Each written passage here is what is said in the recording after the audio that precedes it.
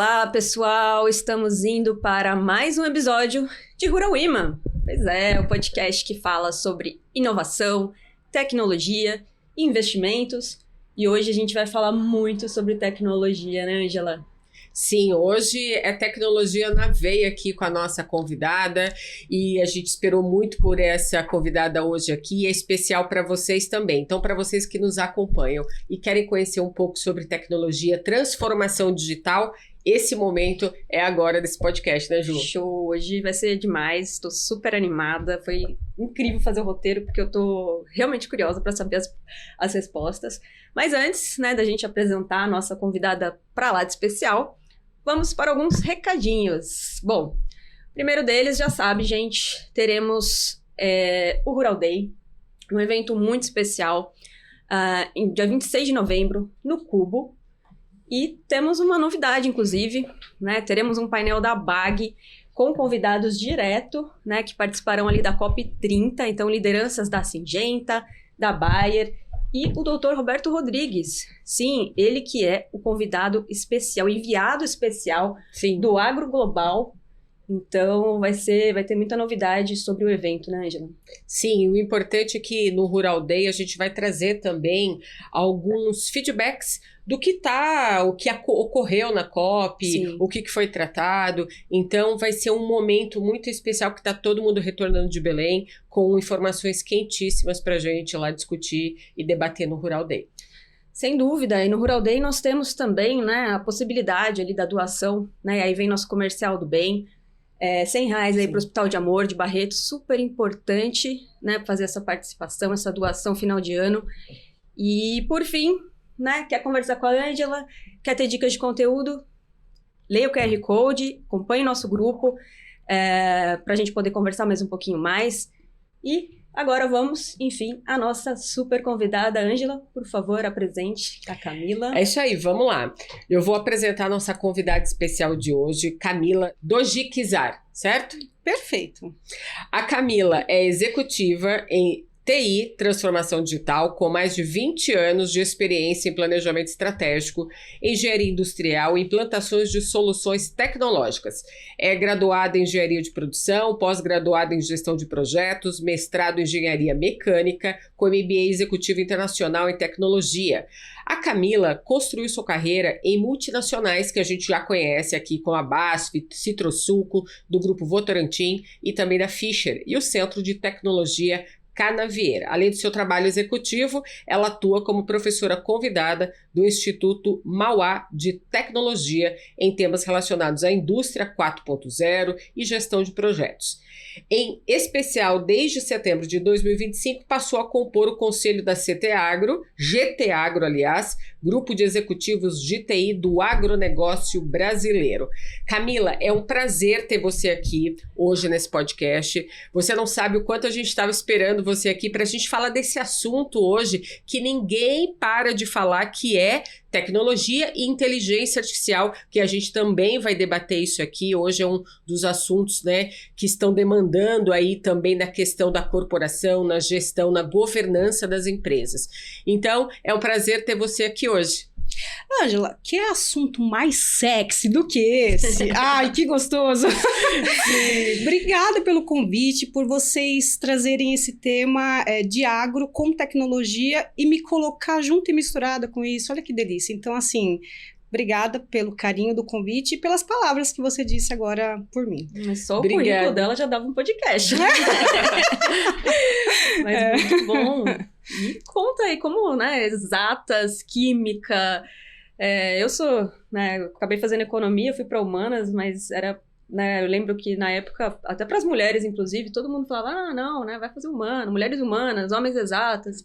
Como que você chegou, né, como que você construiu toda essa sua trajetória em exatas, em engenharia, em química, enfim, conta um pouquinho aí sobre a sua história. Olha, não era para ser assim, mas foi. Quando era estudante ainda na escola, as professoras achavam que eu tinha que ser médica, porque eu era muito disciplinada, muito estudiosa, muito organizada, e gostava de aprender coisas novas o tempo todo, e isso o médico precisa estar assim. não se falava tanto de tecnologia há 20, 30 anos atrás. Então, se pensava que a medicina era o mais inovador possível naquela época. E a Camila era enxergada como uma pessoa nessa área. E aí eu fui no laboratório da USP, vi um monte de corpos lá e eu falei, meu Deus, claro que não dá. Nossa. E em outro lado tinha minha mãe e meu pai, comerciantes, trabalhando com humanas e gestão financeira das coisas, e era uma área que eu me apaixonava e me encantava, mas não era aquilo que eu queria para mim. E minha mãe e meu pai falavam assim, não vai fazer isso não, vai fazer uma faculdade, vai se formar em algo concreto, né? Uma medicina, um direito. E aí eu vi a minha irmã, eu com 15 anos, a minha irmã já com 18 anos, ela foi para engenharia mecânica. E a minha irmã é minha inspiração. Então eu falei, quero ser igual a minha irmã. E eu fui para engenharia por causa da Marcela, da minha irmã. Mas eu fiz engenharia, só que porque eu amo. Eu me descobri lá. Mas com 15 anos de idade, eu fiz administração de empresas. Porque minha mãe, mãe é mãe, né? Mãe sendo mãe.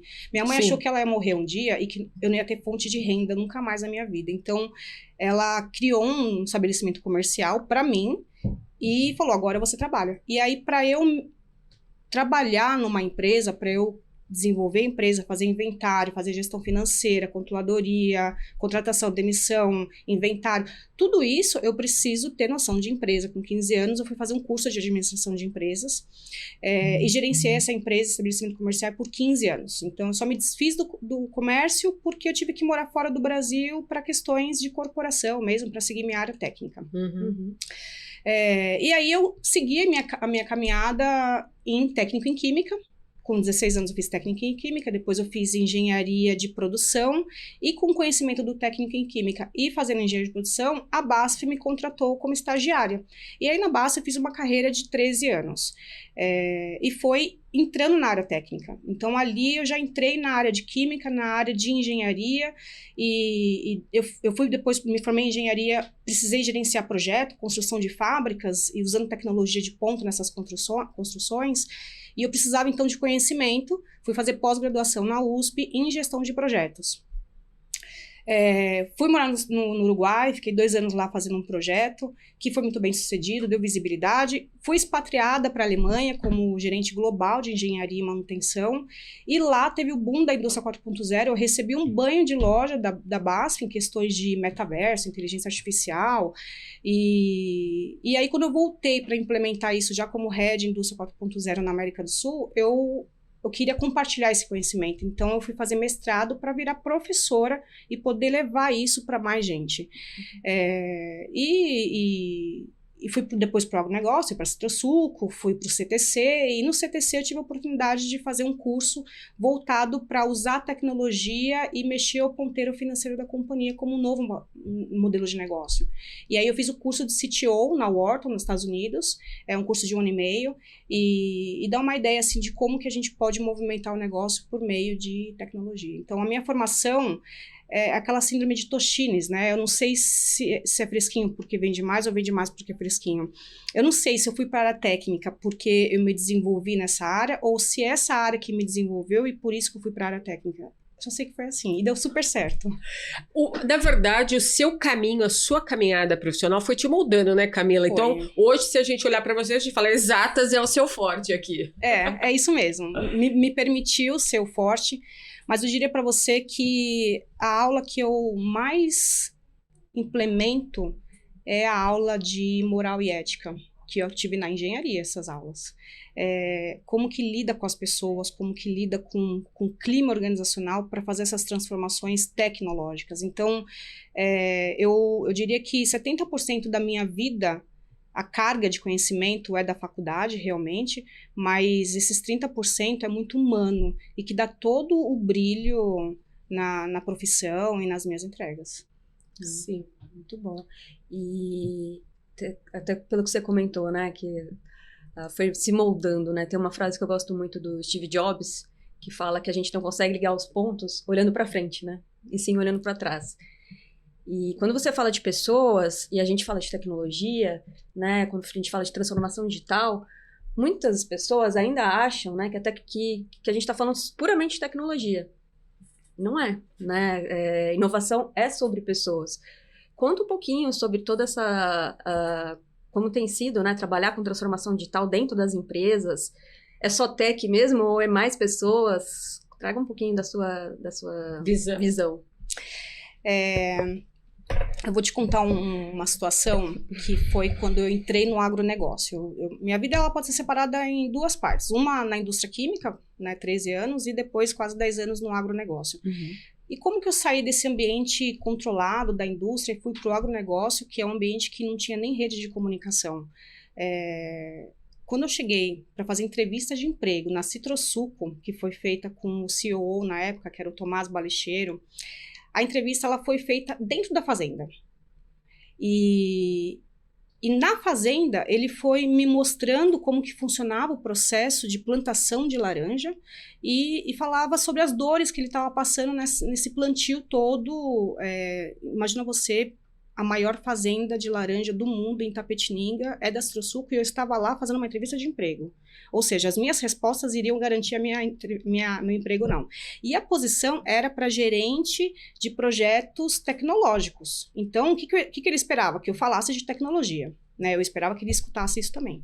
Mas ele começou a falar de um monte de dor de processo.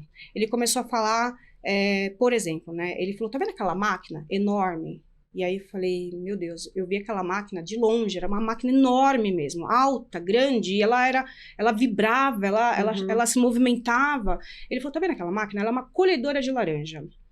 A gente já tem algum tempo fazendo testes e não tá tendo muitos bons efeitos. O que você acha que pode melhorar? Ângela, imagina você, eu nunca pisei numa fazenda de laranja. O pé de laranja, ele tem 20 metros de altura. Você sabia disso? Sim.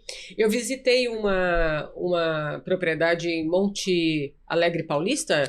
Pode ser. Da família Junqueira Rodas. Eu vi, Sarita. Nossa, eu vi, é uma coisa absurda, assim, né? É incrível.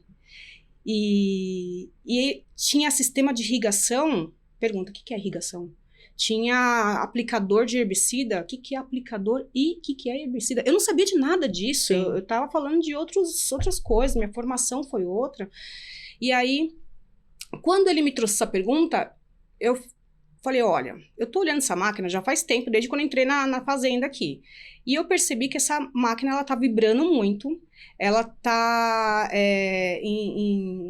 em movimento, ela tá muito...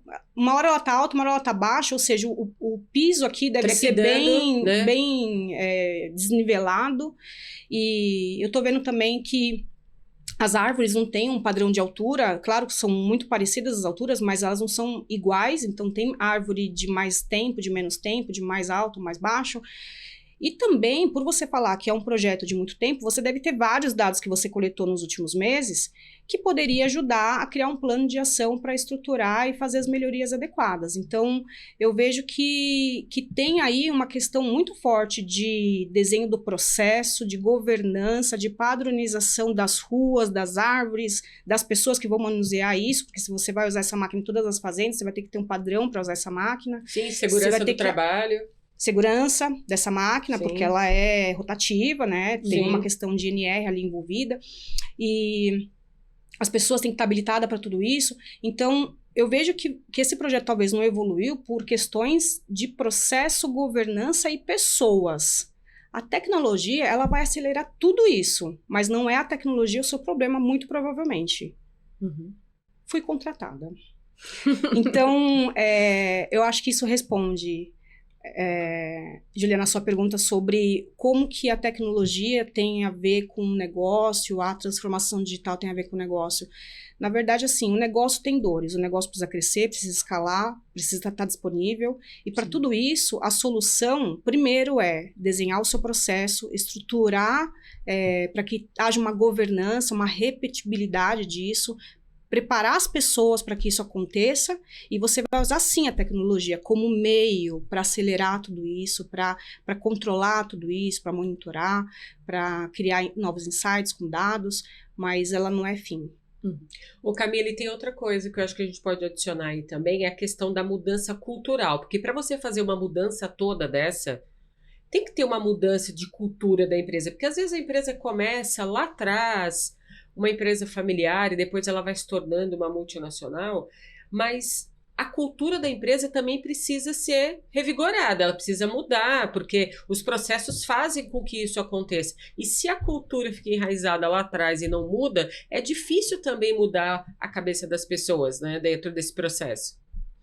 Por isso que eu falei para você que a aula mais importante da engenharia era moral e ética. Mas, vou dar um passo para trás antes de responder essa pergunta de cultura, que eu acho que é o cerne da nossa conversa aqui, né? Não é tecnologia, sinto muito. Uhum. Juliana, sinto muito. Sim, não. Não é tecnologia. É pessoas, concordo. né? Você concorda, hein? Sim, você falou totalmente. isso logo no começo, né? Então, existe uma régua que mede o nível de prontidão tecnológica de uma empresa. Essa régua é da Acatec, é uma régua alemã, e o mundo inteiro usa como uma forma de você comparar banana com banana, né? Ter padrões, uma indústria de mineração com uma indústria química. Como que eu comparo? São protocolos diferentes, mas eu preciso saber o quanto pronto elas estão para ambiente digital. Então, tem uma régua que mede isso, de forma quantitativa e qualitativa. Ela passa por 6 níveis. O primeiro nível é o nível da computadorização, ou seja, existe computadores, existe dados informatizados ali dentro. Esse é o primeiro nível da empresa. E tem empresa que só está com isso. Tem o nível 2. Pós-pandemia, inclusive, né? Pós-pandemia você descobriu um monte. Exato. Nem tinham notebooks ainda, né? Exatamente.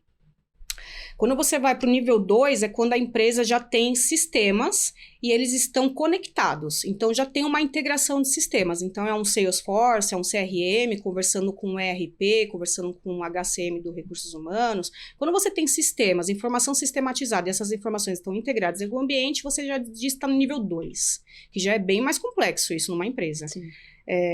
O nível 3 é o nível da visibilidade. É você poder enxergar esses dados para poder tomar uma decisão. É você poder saber onde estão as dores do seu processo por meio dos dados. O nível 4, você vai para o nível de transparência. É quando você consegue não só enxergar o trânsito das informações da sua empresa, mas você também consegue controlar para onde tem que ir, os controles de acesso e tudo mais. O nível 5 é predição. É quando você consegue dizer que no dia que uma máquina vai quebrar, mas ela vai quebrar no dia 10 de maio de 2026. Eu já vou te dizer a data e a hora que ela vai quebrar, porque eu estou estudando essa máquina, os dados, o passado, aquilo que você comentou, os pontos de trás me projetam para o futuro. Uhum. Isso é predição, é um nível altamente maduro de uma empresa. E o nível 6, que é o máximo, é quando você já consegue ter uma empresa autônoma, ela funciona sozinha por meio de máquinas, as decisões são feitas por máquina. Uhum. Então, quando você tem essa régua que mede a prontidão tecnológica de uma empresa, você vai no checklist e tem várias questões que passam por, primeiro, recursos, quanto disponível você tem de mão de obra, de ativos e de sistemas, ferramentas. Você vai no outro pilar, que é sistemas informatizados, então quanto a sua informação está sistematizada, está digitalizada para tomada de decisão. O nível 3 é a estrutura organizacional, que é quantas camadas de hierarquia tem na sua empresa, como que é a dinâmica das conversas entre colaboradores e hierarquia e entre processos. Para eu chegar na diretoria para uma tomada de decisão, eu tenho que passar por quantos processos, por quantas pessoas. Essa estrutura não pode ser tão complexa desse jeito, senão você proíbe uma inovação, né? Você impede uma inovação de acontecer. E o último pilar, que é a cultura, que também é medido nessa régua. Tem um capítulo só de cultura. E a cultura fala o quanto as pessoas estão resistentes às mudanças, o quanto a liderança propicia o aprendizado contínuo, o quanto a liderança está medindo se todo mundo está engajado na inovação aderente ao negócio. Então, a cultura, ela é um fator. No artigo acadêmico e no artigo empresarial, ela é um fator que mexe, sim, o ponteiro de uma transformação digital e tem régua que mede isso. E eu diria que se a tecnologia é meio, né, que a gente conversou agora há pouco, a cultura é como se fosse um motor. Se você não lubrificar esse motor, não deixar ele manutenido, atualizado, se você não ter essa cultura num clima favorável, dentro dos limites e especificações, você vai ter uma tecnologia que funciona, mas vai estar parada, a Ferrari vai estar parada na garagem, porque não vai estar movimentando. Movimentando precisa de pessoas preparadas. E hoje, quando você olha para as empresas hoje, na questão dessa consultoria, nessa área, quais os maiores desafios hoje dessas organizações? O que elas estão enfrentando hoje? Porque a gente está falando aqui para um público que é da área de tecnologia, da área do agro, que está aqui, e principalmente dessa área também do agro, que está passando por um processo agora de gestão, muitas famílias se tornando pessoas jurídicas, né? Saindo do ambiente familiar, estruturando essa empresa. Então, eu queria que você trouxesse um pouco dessa sua visão, desses desafios dessas organizações, dessas famílias que estão virando organizações. Eu participo do GT Agro, que é o grupo de executivos de TI do agronegócio brasileiro. E a gente fala sobre benchmarking. A gente tem um grupo no WhatsApp que a gente fica trocando várias informações, críticas de negócio. Quando eu preciso de um benchmarking, eu jogo lá na pergunta, pessoal, que ERP que vocês estão usando aí? O pessoal responde na hora. Então, é uma forma rápida de ter acesso às informações do setor que eu trabalho. Eu também participo de vários eventos de tecnologia, summits e tudo mais. Quando a gente fala de temas como inteligência artificial, infraestrutura tecnológica, o palco da atração ou dos benchmarks que a gente faz nunca é tecnologia, tem sido pessoas. Então, eu diria para você que o maior desafio hoje é pessoas. É você preparar as pessoas, é você mostrar que a tecnologia não é uma ameaça para essas pessoas. E quando você fala de empresas pequenas, aquele microempreendedor, como que ele pode usar a tecnologia para alavancar o negócio dele, eu diria que hoje tem ferramentas gratuitas e fáceis de ser aplicadas no seu negócio, né? Esse negócio de uberização, de você... Tudo você quer saber, eu quero um professor de alemão, eu vou lá num aplicativo que eu não vou falar o nome, mas tem um aplicativo que eu coloco lá o profissional que eu preciso e eu encontro uma lista de profissionais competentes naquele tema. Então, isso ficou cada vez mais fácil de ter serviços, de ter plataformas. A questão é, pessoas, não tem mão de obra para trabalhar nos segmentos que a gente está criando, segmentos novos. Sim. Eu quero fazer roupas com impressão, com manufatura aditiva, né? Eu quero fazer roupa com máquinas 3D. Você tem essa máquina, está disponível na prateleira, mas não tem pessoas capacitadas para poder trabalhar numa máquina dessa, não tem pessoas capacitadas para inovar numa máquina dessa. Então, o maior desafio hoje do microempreendedor, ou até mesmo do grande empreendedor, é ter pessoas atualizadas, assim como a tecnologia está. A tecnologia está um capítulo na frente, sempre teve. Mas as pessoas agora parece que estão muito atrás. E não é uma culpa nossa, não é uma culpa da pessoa. Eu acho que é um problema sistêmico, está acontecendo isso com questões políticas, questões da academia, de educação,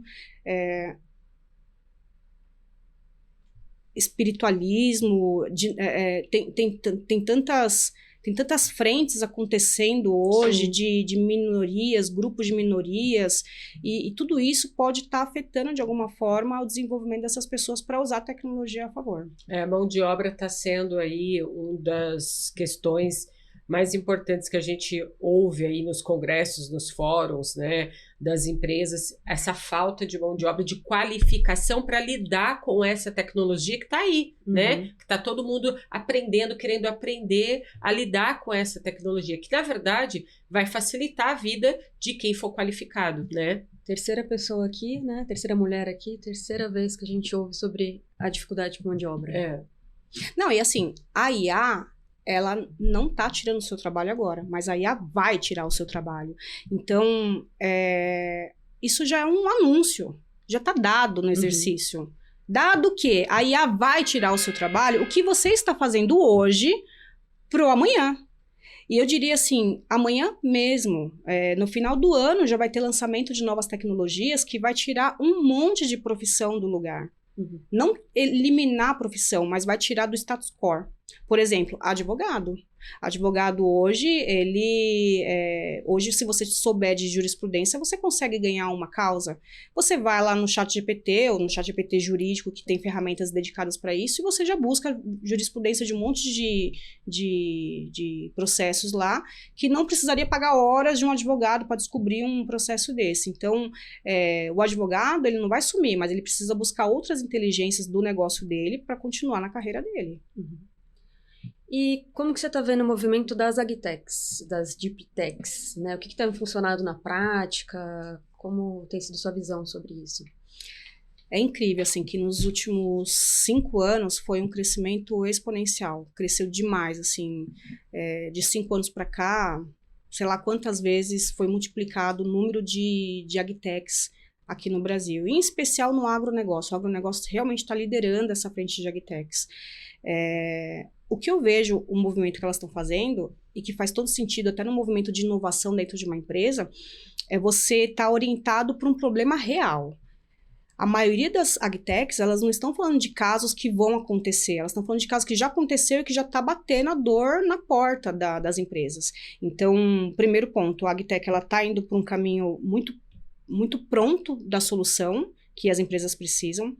Elas têm uma capacidade de fazer escalabilidade daquela solução que ela te propõe, coisa que às vezes, se eu sou uma empresa de laranja, ou se eu sou uma empresa de cana-de-açúcar, ou de química, não necessariamente eu tenho que ter o dom de inteligência artificial, ciência de dados, engenharia de dados, arquitetura de dados, machine learning, realidade aumentada. Então, assim, elas estão cada vez mais se dividindo em nichos que permite você criar um cubo de soluções. Então, você quer uma solução de imagem de satélite para identificação, estimativa de safra, por exemplo, você vai buscar uma agtech só para ciência do dado, uma agtech só para captura desse dado, uma agtech só para fazer a mineração desse dado. Então, você você modula o seu projeto e você usa uma rede de startups. E por isso que estimula o crescimento de novas startups cada vez mais, e cada vez mais esse poder que elas têm bélico, de escalar a solução delas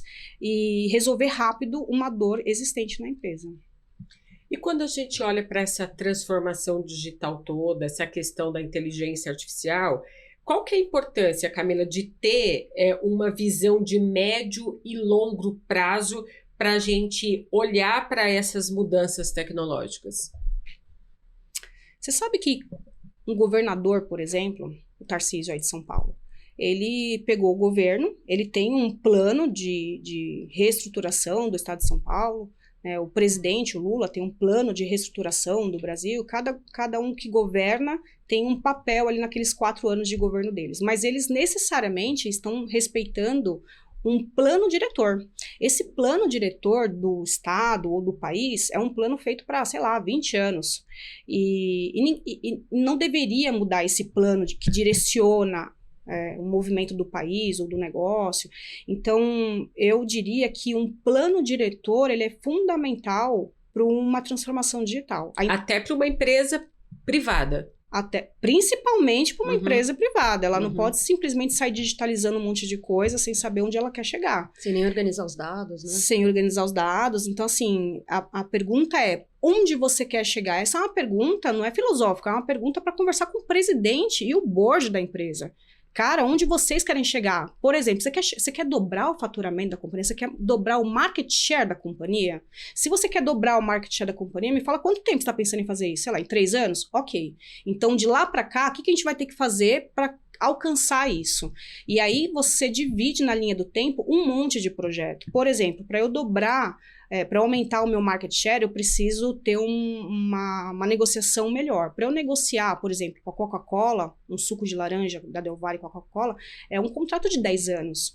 Então, eu tenho que saber quanto custa a laranja no ano 10. Para eu colocar o preço da laranja no ano 10, eu preciso saber se eu vou ter essa oferta de laranja e se o mercado, o meu concorrente, vai ter essa oferta e quanto que ele vai colocar esse preço para uma negociação eu ganhar. E pegar o mercado, na fatia do mercado da Coca-Cola, por exemplo. Então, para eu fazer uma estimativa de safra e predizer o que vai acontecer no ano 10, eu estou falando já de uma inteligência artificial. Então, eu preciso de criar um projeto de inteligência artificial de predição de safra. Para eu criar um projeto de predição de safra, eu preciso começar a ter dados da minha safra. Fazer um projeto de sistematização, colocar dados em sistemas. E para começar isso, eu preciso primeiro treinar as pessoas para colocar os dados no sistema. Às vezes o sistema já está lá, só que não está sendo usado. Então, o que eu diria para você é que para fazer uma transformação digital, tem que ter um plano que direciona, que chama plano diretor mesmo, que nem o presidente de um país tem, o presidente de uma companhia também tem que ter. E esse plano diretor, ele tem que ter vários projetos que cheguem num resultado específico, por exemplo, o market share. E esses projetos, na linha do tempo, tem que ser divididos em 3 grandes partes. E eu diria que isso aqui é a chave do sucesso. A primeira parte aliás, a última parte é Dream Now. Sonhe agora. O que você está sonhando? Vamos sonhar. Predição de safra com inteligência artificial. Isso é um sonho que você está falando. Mas para isso eu preciso fazer o Plan Now. Eu preciso planejar agora o que eu tenho que fazer para chegar nessa solução. E para planejar, eu tenho que começar a executar também algumas coisas, que é o Do Now. Então, quando a gente pega um monte de projeto e divide em 3 partes, que é o Do Now, Plan Now e Dream Now, eu consigo concretizar aquela ambição do negócio. Então, a transformação digital, necessariamente, ela tem que estar alinhada com o negócio. Que aula! Isso quando a gente olha para as empresas pequenas do agro, as familiares que estão se tornando empresas agora, né, com essa mudança toda como pessoa jurídica, todo mundo para e olha, nossa, parece que vai dar um trabalho fazer todo esse plano diretor, mas se iniciar a gestão, a governança dessa empresa, olhando para essa questão da transformação digital e da tecnologia, aplicando isso, depois as coisas vão funcionando à medida que a sua equipe vai trabalhando esses processos, né, Camila? Às vezes parece ser muito difícil, a gente falando assim, as famílias podem até se assustar, mas a gente está trazendo essa questão aqui porque é necessário ter uma organização, né? É muito mais difícil depois, né? Inclusive, depois você tem que arrumar. Então, quando a gente sonha e consegue colocar isso no papel, projetizar tudo isso, né? Criar um projeto para esse crescimento. E aí é a microempreendedora até a grandes organizações, quiçá um país, assim, todos precisam de um plano. A questão é que a gente não pensa no plano, né? A gente já sai fazendo. Sim, já sai. A gente já quer o lucro no dia seguinte e aí é fadado ao fracasso. É questão de dias, pode ser 0 ou 1000 dias, mas a questão de dias vai falhar. Ô Ju, você está vendo aqui que o papel de um líder de tecnologia dentro da empresa é importantíssimo também, né, para essa inovação, nessa gestão da governança da empresa. Você percebe, Ângela, acho que você tocou num assunto muito delicado, assim, porque o cara de TI da empresa, ele é um cara que sempre está numa caixa preta, né, porque ninguém sabe o que acontece na área de TI, mas qualquer coisa que falhar na companhia, a culpa é de TI. Né? Não do gestor de TI, nem da equipe de TI, mas provavelmente é por causa de alguma tecnologia. E aí, quando a gente olha mais profundamente, por que a tecnologia não está funcionando? Por que o ERP não está funcionando? Por que o aplicativo no celular não está funcionando? Muitas vezes é porque o colaborador, a causa raiz do problema, a raiz é aquela que se eu eliminar, nunca mais aquilo vai acontecer. Então, a raiz do problema não é necessariamente a TI, a tecnologia. Pessoas que não estão sabendo usar isso, ou o processo foi atualizado, o processo ele muda o tempo todo. Sim. E tudo bem, mas o sistema, alguém tem que ir lá programar o sistema de novo, então o processo ele é muito dinâmico, a tecnologia às vezes ficou defasada, não foi investido em atualização da tecnologia, ou foi uma questão de vulnerabilidade cibernética, de repente alguém acessou indevidamente alguma informação e bloqueou alguma informação. Então, o cara de TI, ele tem um papel muito influente na companhia, ele precisa saber o que está acontecendo do negócio para poder ir projetando quais são os temas que ele tem que trabalhar dentro da empresa para o sistema funcionar. Então, por exemplo, se eu sei que eu vou dobrar meu faturamento na empresa, eu já preciso começar a preparar os sistemas, a integração desses sistemas, a automatização de tarefas, porque eu não vou dobrar o número de pessoas da companhia, eu vou ter que ter provavelmente o mesmo número de pessoas. Então, eu preciso pegar as atividades mais rotineiras ali, manuais, e criar um sistema para aquilo, um robô para aquilo. Então, o cara de TI tem um papel importante na organização e eu acho que isso está acontecendo. O mercado vem percebendo esse valor e vem até trazendo ele mais para perto do board, mais para perto da presidência, para entender mais o que está rolando no negócio. E toda essa jornada de transformação digital, um papel importante é trabalhar com segurança da informação, né? LGPD, toda essa questão de segurança dos dados. Hoje, qual tem sido os maiores desafios para trabalhar a segurança da informação na sua visão, Camila? A inovação, por incrível que pareça, ela não é um problema para a segurança. Uhum. Mas o que acontece? O colaborador, ele quer inovar, ele quer pegar dados de laboratório que ele faz lá, que é sigilo confidencial. Ele quer pegar esses dados, ele quer mandar para o fornecedor sem um termo de confidencialidade. Ou ele quer pegar esses dados, colocar no pendrive e levar para a faculdade para fazer um teste no laboratório da faculdade. Então, quando a gente não tem uma capacitação adequada das pessoas sobre a importância daquele dado, quando a gente não tem controles na companhia para saber o que entra, o que sai e quem tem os acessos, a gente pode... a inovação pode prejudicar o negócio, se não tiver a governança adequada. Mas a governança, ela pode ser flexível, ela pode ser total flex, ela pode ser bem ágil. A área de inovação, ela precisa conversar com a área de segurança da informação para que a equipe de segurança possa entender o que está rolando e criar um ambiente favorável para você poder inovar. Uma questão é o Open Innovation, por exemplo. Eu tenho uma dor e eu quero resolver essa dor e eu tenho medo. Tem muitas empresas, inclusive no agro, que é muito familiar, eles têm medo de levar a dor deles para uma startup ou para um mercado, um cubo, né, de startups, porque eles acham que eles vão encontrar a solução e vão vender essa solução para o concorrente. E não necessariamente, né? Acho que tem aí um espaço para trabalhar e entender a segurança da informação, entender a inovação, como isso pode casar junto.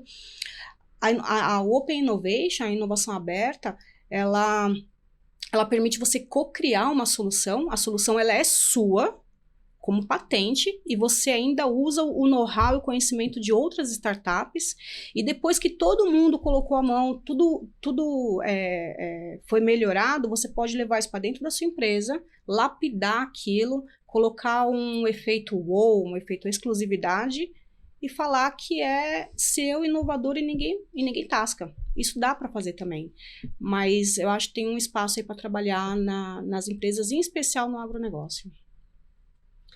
Então, a gente viu até agora que é o seguinte, existe uma linha bem tênue aí em automatizar processo e não desumanizar as relações, né, Camila?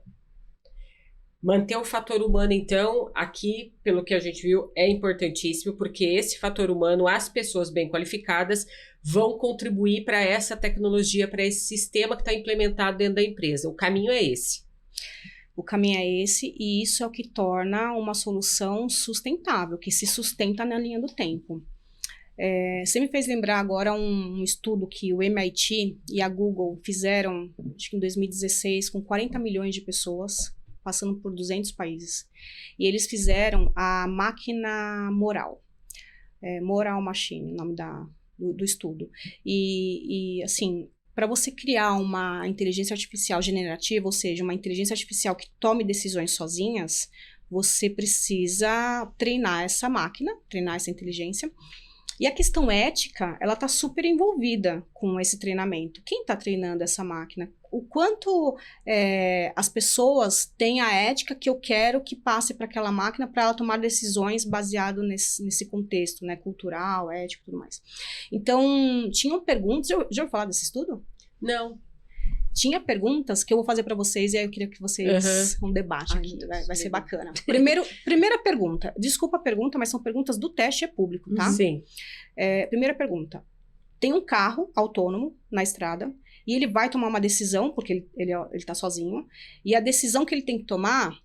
o carro ele vai bater, tá? Ele vai bater, é inevitável o acidente. E é fatal esse acidente, vai matar.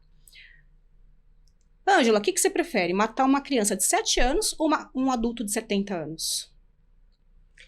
essa pergunta.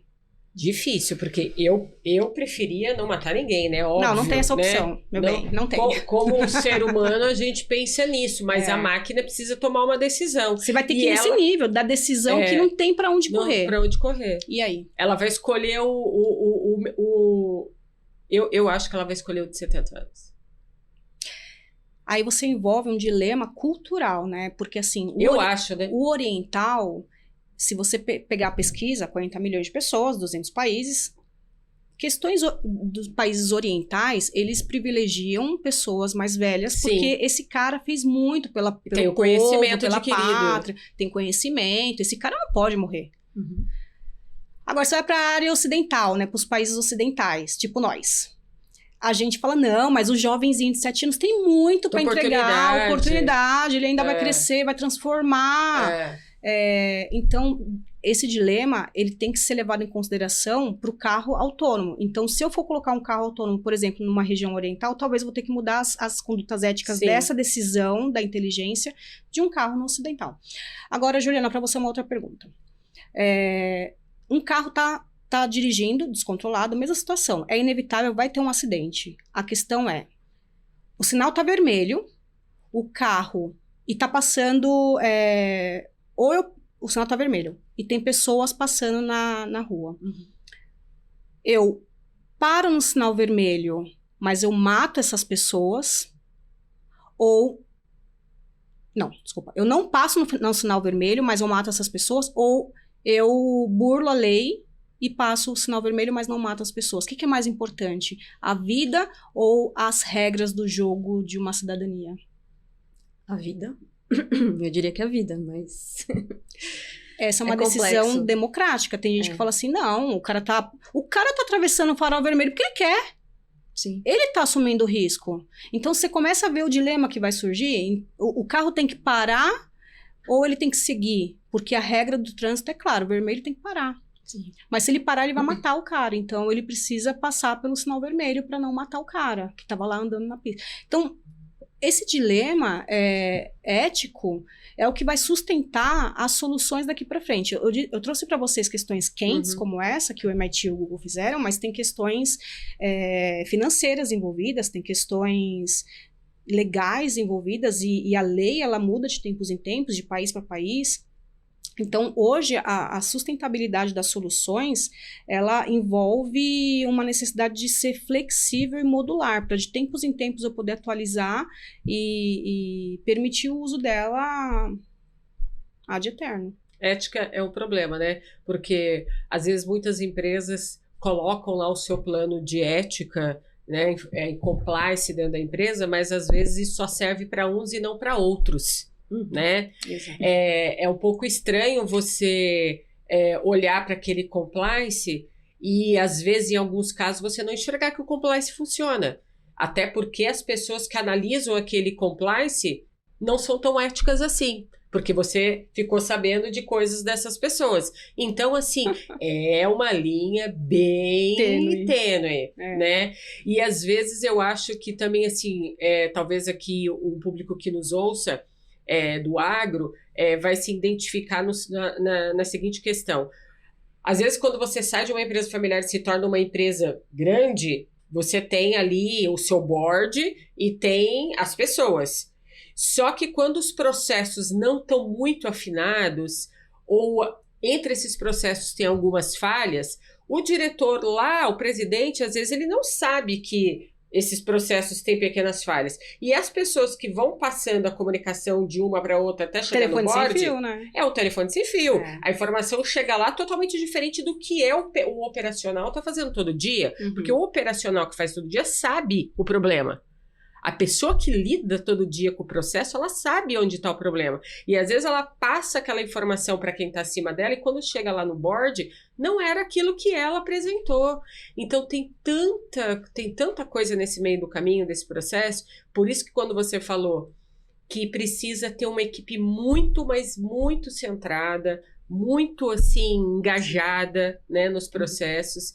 E uma transparência, né, Camila? Precisa. Essa transparência existe porque para chegar lá em cima e a pessoa, né, saber tomar a melhor decisão. Porque assim, a máquina vai te ajudar a tomar a decisão, mas o feeling da pessoa, do ser humano, é importante, não é?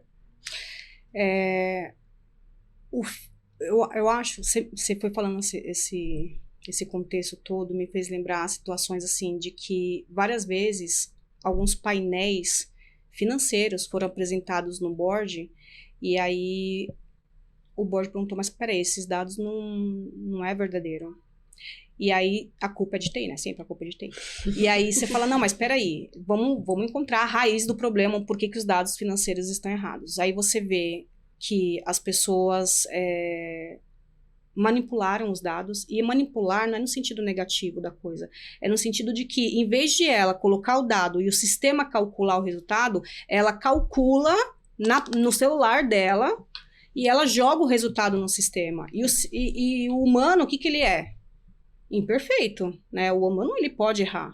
Ainda mais se o cara é corintiano e o Corinthians perdeu, e aí o cara tá com a cabeça no mundo da lua, e aí o cara vai trocar a vírgula pelo ponto, porque a cabeça dele não tá ali concentrada. A gente é vulnerável ao erro. Eu dei o exemplo do Corinthians, nada contra, também nada a favor. Eu sou palmeirense, então... Eu torço pro Brasil. Então estamos juntas, é isso. Mas quando o colaborador, nós seres humanos somos falíveis, né? A gente erra, e aí a gente pode errar no sistema, de colocar no sistema, ou a gente pode ter uma interpretação diferente do processo, ou a forma como eu calculo o balancete da companhia, por exemplo, é diferente da forma como eu faço, como a forma que o board quer receber também. Existem formas e cálculos diferentes.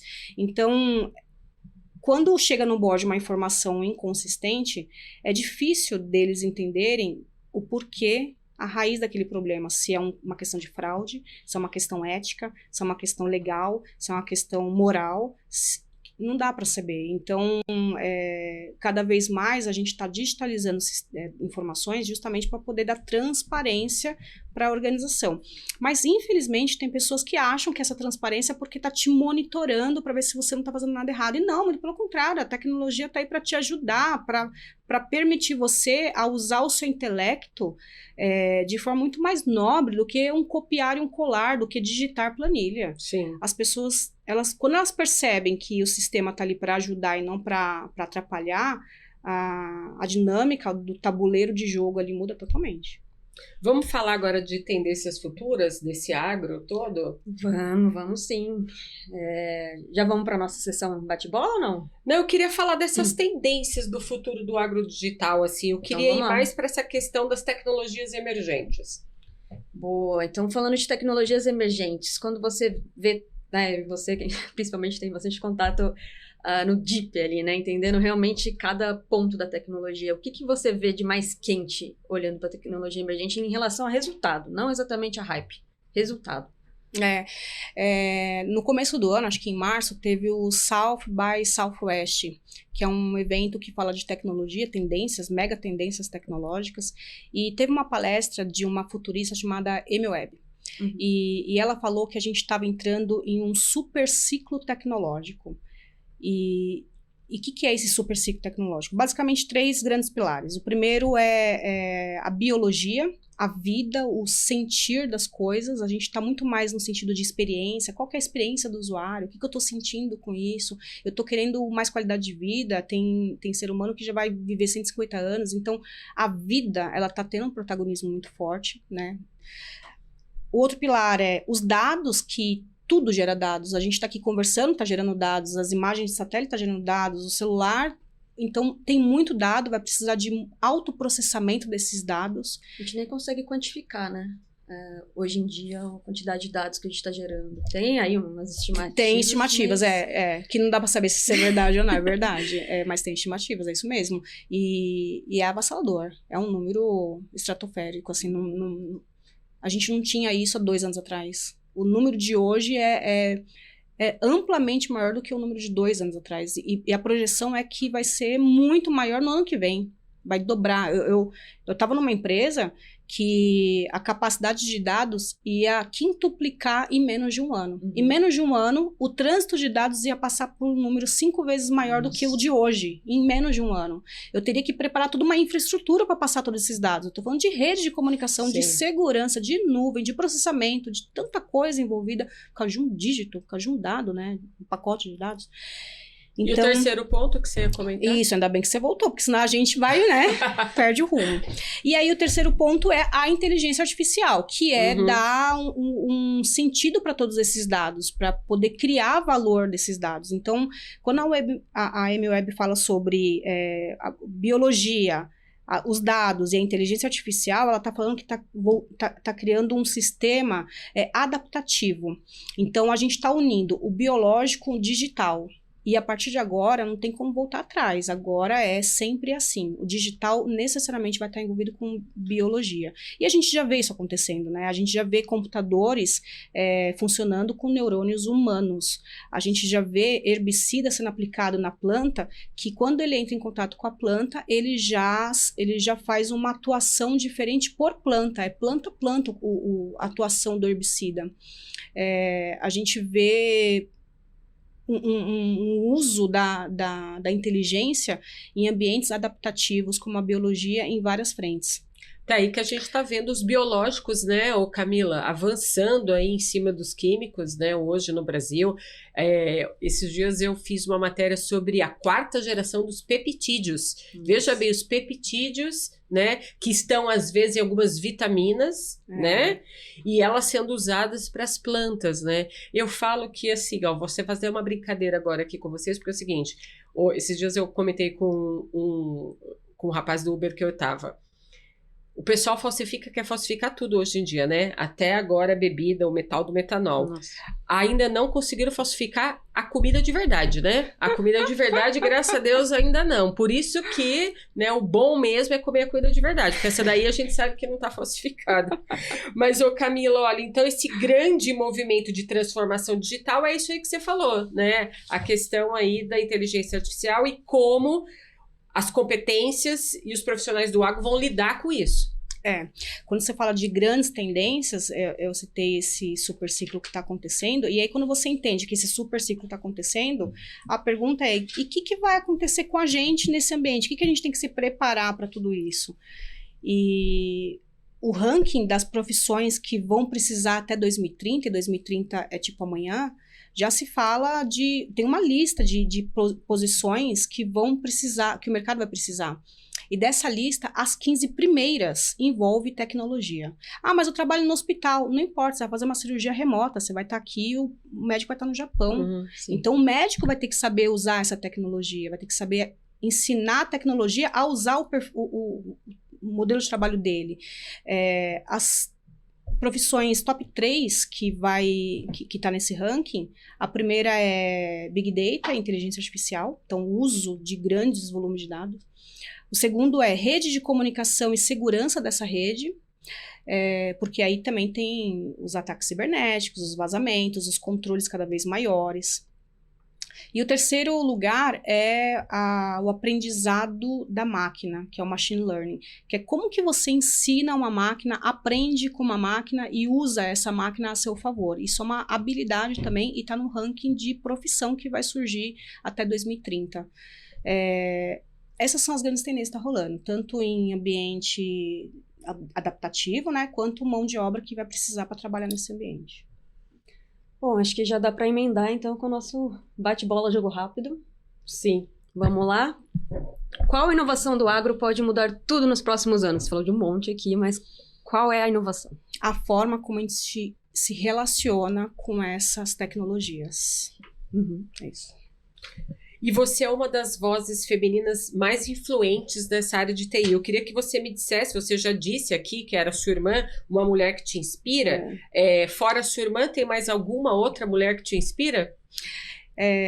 Quando a gente pensa no agro, eu diria que todas as mulheres, Ângela, que eu trabalhei no agro, todas que transpiraram no setor do agro me inspiraram de alguma forma. E eu estou dizendo assim, desde a aprendiz no escritório até executivas seniores, passando por por gerentes de projeto, por motorista de ônibus rural que transportava o pessoal de campo com segurança e zelo e cuidado, a menina que cuidava da manutenção de ativos de uma indústria agroindustrial. Então, foram tantas mulheres que eu conheci nesse setor, e cada uma de um jeito tão especial que elas trabalham na função delas, que eu não tenho como dizer uma, senão todas.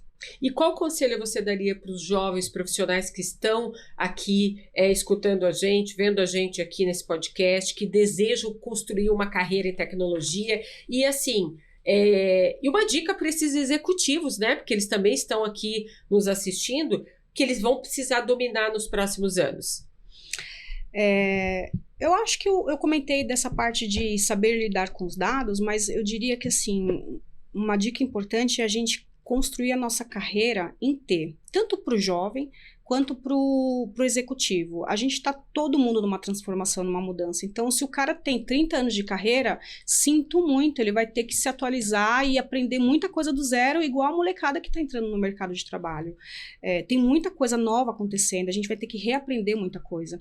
Então, a gente construir a nossa carreira em T é uma linda opção, porque o T você tem uma abrangência, né? Você tem uma visão de contrato, gestão de projetos, gestão de pessoas, gestão de processos, gestão de tecnologia, tudo isso, todos nós precisamos saber um pouquinho de cada, é o horizontal do conhecimento. E a gente tem aquela vertical do conhecimento do T, que é a gente se aprofundar em um tema que a gente ama. Então, se eu amo Big Data, se eu amo Machine Learning, eu preciso fazer uma graduação nisso, uma pós-graduação, uma especialidade, tem muitos conhecimentos curtos que eu posso aprender também, mas não deixar de me atualizar de tempos em tempos para o resto da vida. Eu tenho que me apaixonar por esse tema, porque eu vou ter que me aprofundar muito nele. Então, essa carreira em T é uma sacada para quem quer ou se atualizar ou construir a sua carreira a partir de agora.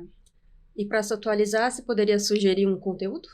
Pode ser um livro, um podcast, um curso? Olha,